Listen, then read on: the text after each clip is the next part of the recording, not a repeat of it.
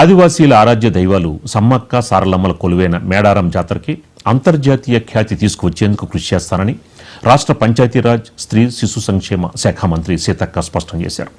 కాలక్రమేణా అనేక దేవాలయాలు తమ సహజత్వాన్ని కోల్పోతున్నా మేడారం మాత్రం నేటికి పూర్తి ఆదివాసీ ఆచార వ్యవహారాల ప్రకారమే జరుగుతోందని గర్వంగా చెప్పారు.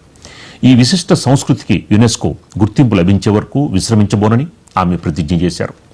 జాతర అభివృద్ధి కోసం ప్రభుత్వం కేటాయించిన 251 కోట్లతో జరుగుతున్న పనుల్లో ఎక్కడా గిరిజనుల మనోభావాలు దెబ్బతినకుండా జాగ్రత్తలు తీసుకుంటున్నామంటున్న మంత్రి సీతక్కతో మా ప్రతినిధి సుధాకర్ ఫేస్ టు ఫేస్. 1 కోటి మంది భక్తుల కొంగు బంగారం ఆదివాసీ వీరవనితలు సమ్మక్క సారలమ్మ జాతరను ఒక సాధారణ ఆదివాసీ గిరిజన మహిళగా ఉండి సమ్మక్క సారలమ్మను దర్శించుకొని అధికార హోదాలో జాతర నిర్వహించే అవకాశం కల్పించాలని సమ్మక్క సారలమ్మను కోరుకొని నేడు మంత్రిగా సమ్మక్క సారలమ్మ జాతరను దగ్గరుండి జరిపించడమే కాకుండా గతంలో ఎన్నడూ ఎప్పుడు ఎక్కడ లేని విధంగా నిధులను తీసుకొచ్చి శాశ్వత ప్రాతిపదికన పనులు చేయించిన మంత్రి సీతక్క మనతో ఉన్నారు. ఆమెతో మాట్లాడదాం. మేడం నమస్తే. మేడం, ఎట్లా అంటే ఎవరికి రాలే ఈ ఆలోచన? అనాదిగా జాతర కొనసాగుతూ వస్తుంది, ప్రభుత్వాలు మారాయి, ముఖ్యమంత్రులు మారారు, శాశ్వత ప్రాతిపదికన పనులు చేపట్టాలనే ఆలోచన ఎందుకు వచ్చింది? ఇప్పుడు పనులు జరిగిన తర్వాత జాతర పరిసర ప్రాంతాలు ఎట్లా అనిపిస్తున్నాయి? అందరు కూడా నాకైతే దాదాపుగా ఎవరో ఒకరు కొద్దిగా పొలిటికల్ ఇంటెన్షన్ ఎవరన్నోళ్ళు బయట అనొచ్చు, కానీ సాధారణ భక్తులు అయితే అందరూ హ్యాపీగా పోతున్నారు. నేను కనబడితే నన్ను కూడా చాలా గౌరవిస్తున్నారు, మొక్కుతున్నారు, చేయి దాక్కుతున్నారు, ముద్దు పెడుతున్నారు, హత్తుకుంటున్నారు. నాకు కూడా వాళ్ళ భక్తి ఆ ప్రేమను చూస్తే మనం కూడా ఇంకా చాలా జాగ్రత్తగా పనిచేయాలనే ఒక బాధ్యతను పెంచుతుంది. కాబట్టి అది నేను ఎప్పుడూ అనుకునేది, మనం ఉంటే ఒక్కసారి ఆదివాసీ అస్తిత్వాన్ని కాపాడే రకంగా ఈ జాతర నిర్వహణ జరగాలి అనేది కోరుకోలే. కానీ ఈ రకంగా మంత్రి అయితా ఇదన్నీ కూడా నా ఫీలింగ్లో లేకుండా ఉండే వాస్తవం. జస్ట్ ఎలక్షన్ల ముందు మాత్రము నన్ను ఓడియాలన్నప్పుడు అది అయితే అనుకునేది ఖచ్చితంగా నేను మంత్రి అయ్యే గడ్డ మీదకి వస్తా. అప్పుడు నాకు ఆ సంకల్పం వచ్చింది.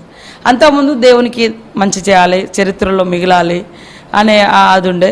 ఇక్కడ ఇదంతా సాధ్యం కావడానికి కారణం కూడా ముఖ్యమంత్రి గారు రేవంత్ రెడ్డి గారు. వారు కూడా 2010 నుంచి ఈ జాతరకు వస్తున్నాడు.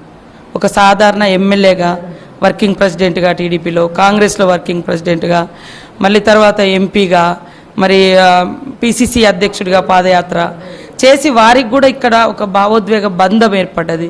నన్ను కూడా వారి స్వయంగా ఆడపడుచుగా ప్రతిసారి మా ఆడబిడ్డ మా అక్క అని చెప్పుకుంటాడు. ఒక దేవుళ్ళను మొక్కుకున్నా, జనులను కూడా మొక్కుకున్నా. ఈ తల్లులు ఆదివాసీ బిడ్డలే, నేను కూడా ఆదివాసీ ఆడబిడ్డనే. కానీ అందరి ప్రజాప్రతినిధిలాగా ఎట్లయితే ఉన్నామో ఈ దేవుళ్ళు కూడా సకల జనులకు మరి ఇలవేల్పులుగా ఉన్నారు. కాబట్టి సకల జనులకు తల్లి ఎట్లయితే దీవెనలు ఇస్తున్నారో సకల జనులు మాకు ఈసారి ఖచ్చితంగా తోడుగా ఉంటారు అనే మీకు వాయిస్ ఇచ్చాను నేను ఆ పాత వీడియోలో చూడండి. సో అది కలిసి వచ్చింది.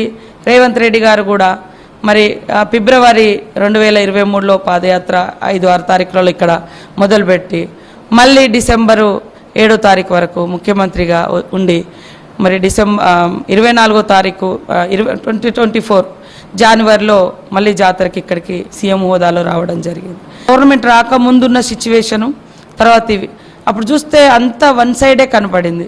తర్వాత ఇదంతా వచ్చినప్పుడు నాలాంటి వాళ్ళం ఈ స్థాయిలో రావడంలో తల్లి పాత్ర, మన జనుల పాత్ర, సకల జనులు మమ్మల్ని ఆశీర్వదించారు కాబట్టి అవకాశం వచ్చింది. సకల జనులకు ఈ తల్లులు అండగా ఉన్నారు. కోరిన కొంగు బంగారంలా మరి నెరవేర్చారు కాబట్టి ఈరోజు ఇంతమంది భక్తులు వస్తున్నారు. మరి భక్తుల యొక్క కోరికలను కూడా మనం కూడా వాళ్లకు మంచి సౌకర్యాలు ఇవ్వడం మూలంగా ఆ తల్లులకు మనము సేవ చేసుకున్నట్టు అవుతుందని ముఖ్యమంత్రి గారు కూడా రేవంత్ రెడ్డి గారు 3 నెలల కాలంలోనే ఒక సంకల్పం తీసుకొని మరి పని చేసి అంతిమంగా గుడి మాత్రము పబ్లిక్ ఇవ్వడం జరిగింది, అంటే భక్తులకు ఇవ్వడం జరిగింది.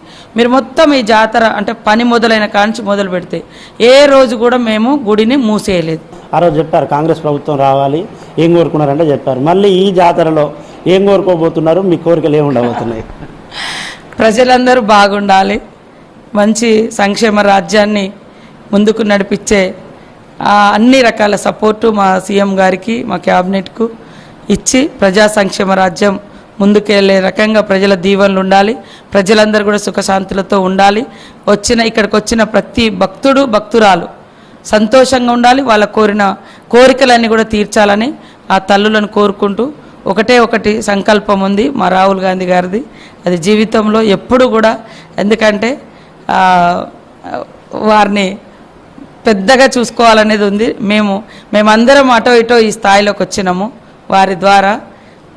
వారు ఖచ్చితంగా ఈ రాజ్యాన్నేలే అవకాశాన్ని కల్పించాలని మనస్ఫూర్తిగా కోరుకుంటున్నాను. ఓకే ఓకే, మొత్తంగా చూస్తున్నాం సమ్మక్క సారలమ్మ జాతర కొనసాగుతుంది. జాతర నిర్వహణను ఒక ఆదివాసీ ఆడబిడ్డగా, రాష్ట్ర మంత్రిగా దగ్గరుండి నాయకత్వాన్ని తీసుకొని ముందుండి నడిపిస్తున్నారు.